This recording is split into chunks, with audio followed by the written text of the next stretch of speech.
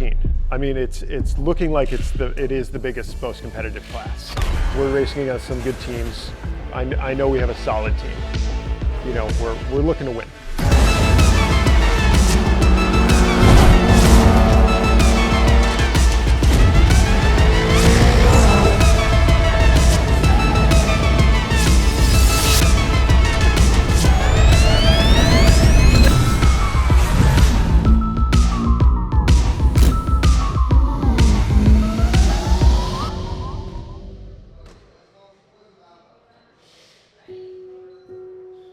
I needed to drive. I wanted to drive.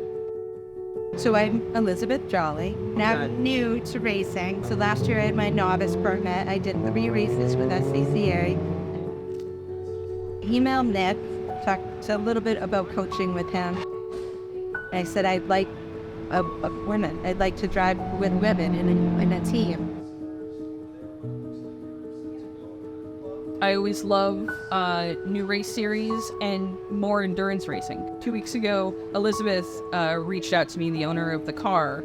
Like, you don't know me, but I need someone to race. Northeast GT, new endurance racing series. We're going to be racing the E30 that I drove before. I'm not very skilled. It's really my first year with my competition license, and I need help. I know you're fast, you know the car.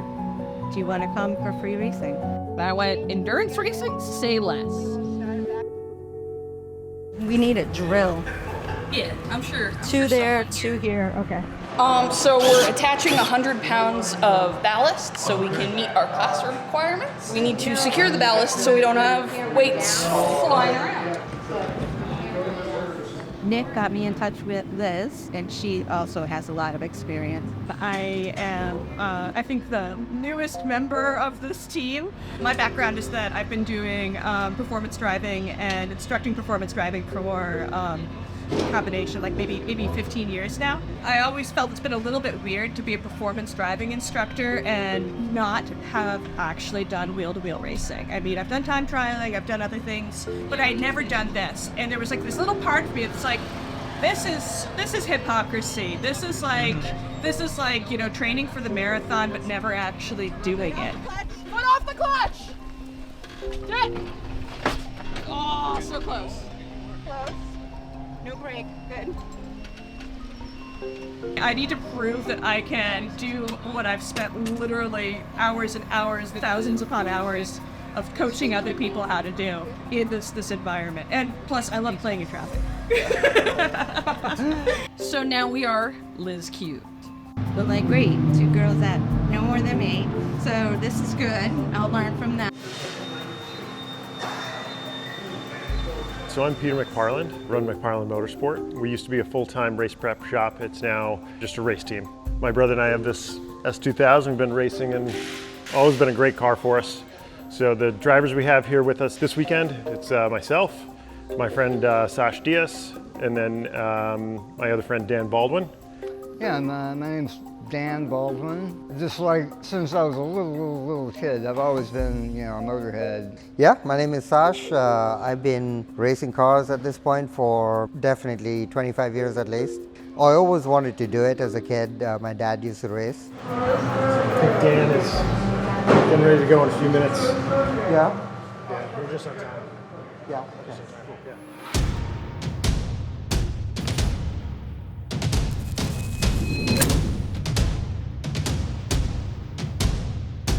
I've made the promise that we are not going to be last. This is our first weekend as a team, so we want to, you know, we're going to evolve, we're going to get better, everything, you know, the things are always going to improve. I'm excited to see how both of them do. Really hoping for good things. We want to go fast, but we also want to keep it clean. You know, a shiny car at the end of the day is the trophy we need. As long as we keep the car running, fuel in it, and all of us safe, I think we are going to be pleased with the results no matter what. I can't wait to get out there. You know, there's no difference between second and last. You know, we're going for a win. You know, the other teams are also some of the most competitive teams so far in the series. There was kind of a little smack talk in the beginning, you know. I kind of felt like that might have put a little bit of a target on my back. You know, we will end up taking a little bit of risk, I think, on our strategy today to kind of guarantee a win.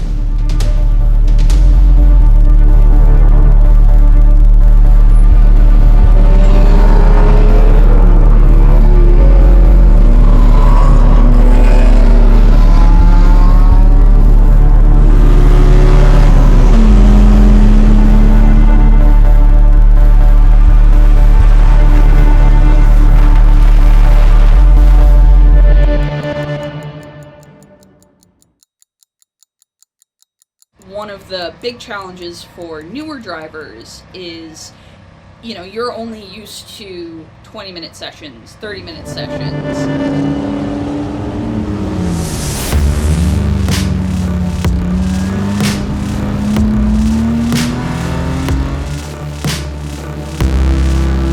When you're only used to that short amount of time,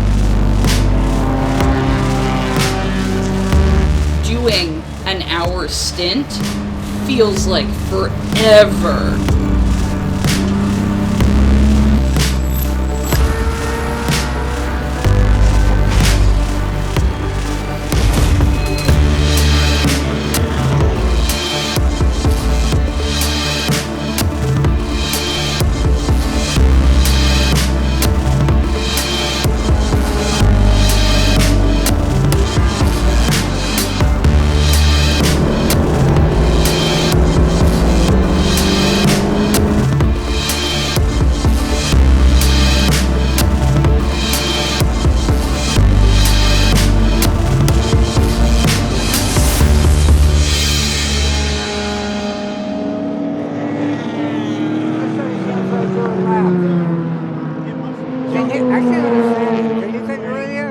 We do our very best to show up with a fast car, a well-prepared car.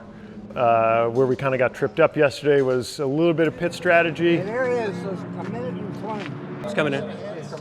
Copy, we're ready. Pit. All right, he's going to be looking at you, so you can get over there and make sure he can see you, all right? Okay. Yep. Shut the oil.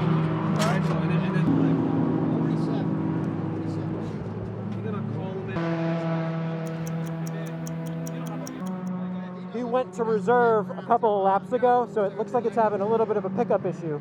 But we know it'll do an hour green, so don't worry about any of it. If it's running, keep driving. Okay. And then just a little bit of, a couple bobbles and long pit stops, that really pushed us down, I think. We're doing good. Our owner got in. He did about an hour and 10 on fuel. Yep. And then Pit stop had minimum infractions. Hey, have them stop touching it.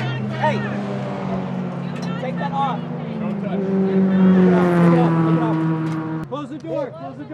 I've never raced in a series where you had pit stops in the past. So it's kind of like an orchestra, right? It's all these, the driver's got to get out, the fuel's got to come in, you got to time that right. You can't be too early or you're going to get penalized. So it's on the record now. When you say it to the camera guy. If it wasn't for such a good, sensor quality, you wouldn't barely notice. Yeah. No, we get in there. I mean, the thing with any race is you got to get in your rhythm and learn. Well, yeah, it's not like we're, a well-funded race team where we spend all week in the shop practicing these stops. It's like the first pit stops here were the first ones we had done together as a team. Okay, take it down.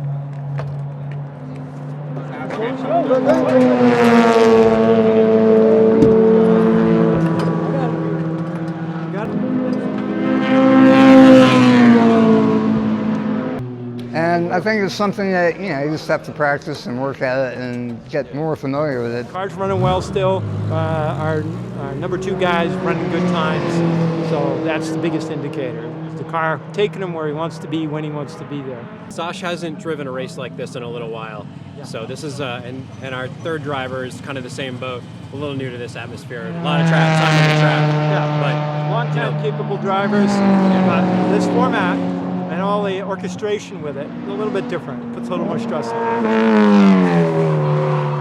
One. Fueling now. Oh, shit. Josh and Chad in the gray Miata, they got tripped up in the end. End of the race, they're out of fuel. The car's coming in on fumes. And the only people that can refuel is me. You know, like, and we're all competing against each other.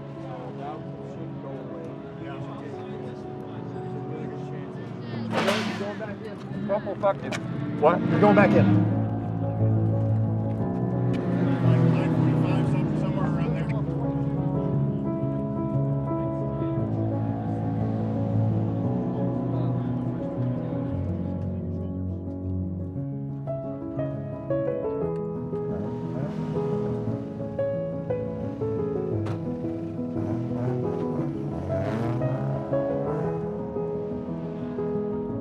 We're all there to help each other. I'd be lying if I didn't say we're in this just to win it, you know.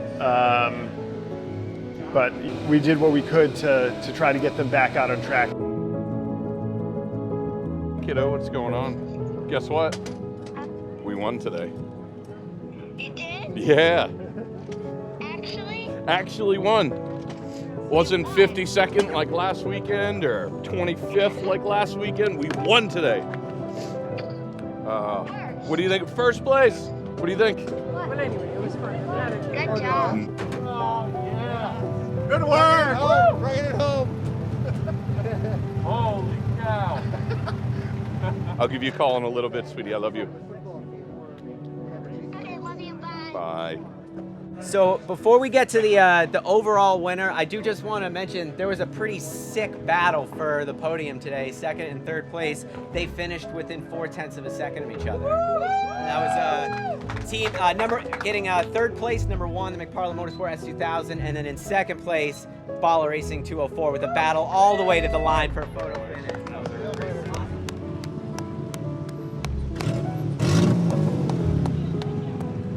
I think one of the things that I'm really grateful for at this moment is that I had teammates that were so incredibly aligned for goals. Earning a clean race certificate today in the E30 BMW Team Triple Liz. For our first time and me not really being prepared for an endurance race, I think we did pretty well. We had a nice smooth race. Everyone had fun out there. To the overall winner, I want to congratulate and bring up number 8, Bustin' Nut Racing. Come on up, guys. Come on up, YC. Congrats, guys. Let's go. It's good, clean racing.